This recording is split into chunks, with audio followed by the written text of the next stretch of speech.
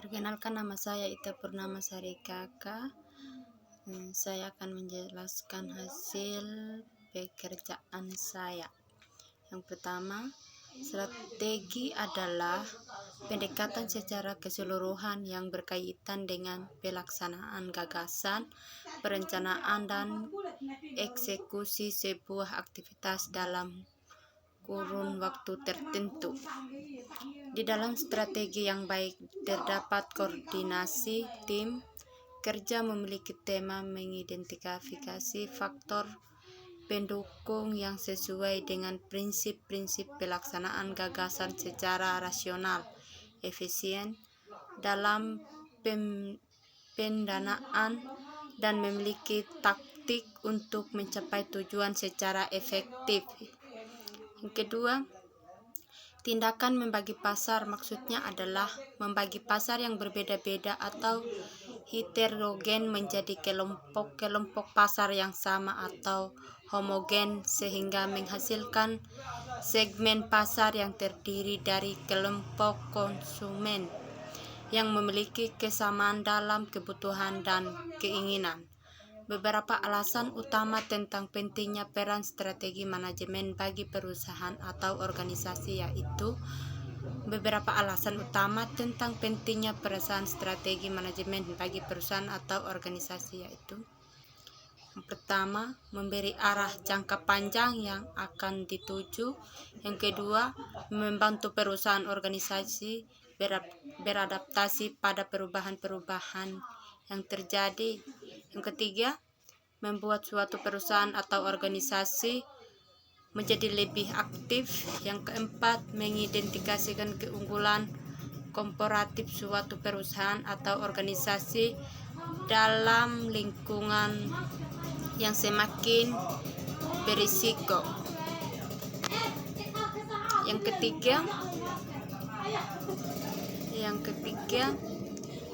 era digital ini telah mengubah banyak hal, mulai dari aspek komunikasi, ekonomi sampai aktivitas jual beli. Perdagangan di zaman sekarang tidak berubah pada pasar, swalayan, plaza, mall,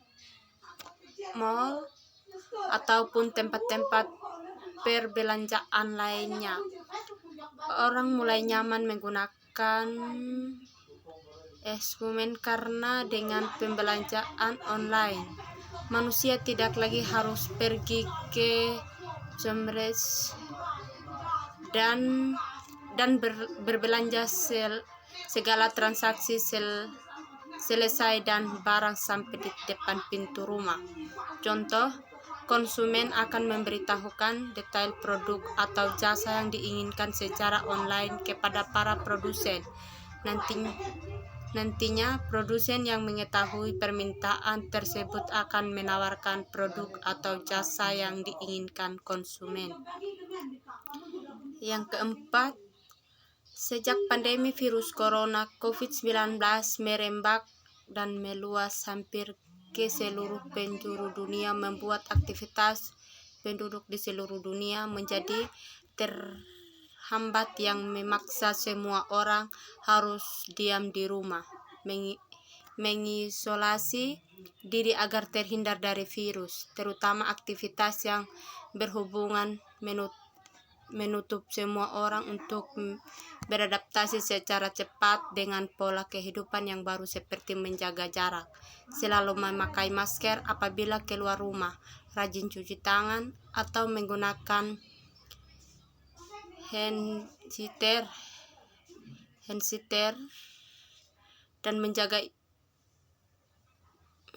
imun tubuh dengan vitamin atau ramuan herbal. Sebagai besar pekerja harus berubah kegiatan menjadi work from home. Mahasiswa, anak sekolah pun harus belajar secara online. Begitu juga dengan pelaku usaha di mana ada perubahan pola konsumsi masyarakat menjadi secara online. Yang kelima, hotel dan pariwisata. Hotel dan pariwisata tidak dapat dimungkinkan menjadi sektor pertama yang Merasakan keterpurukan COVID-19 menyerang sinergi antara hotel dan pariwisata membuat kedua tidak dapat dipisahkan. Akibatnya, keduanya harus menelah kerugian saat salah satunya merugi. Yang kedua, penerbangan. Adanya perbatasan wilayah sehingga walaupun beberapa negara di dunia berbuat industri penerbangan sangat berpukul. Data dari April 2020 menyatakan penurunan nilai pasar di industri konsumen erupsi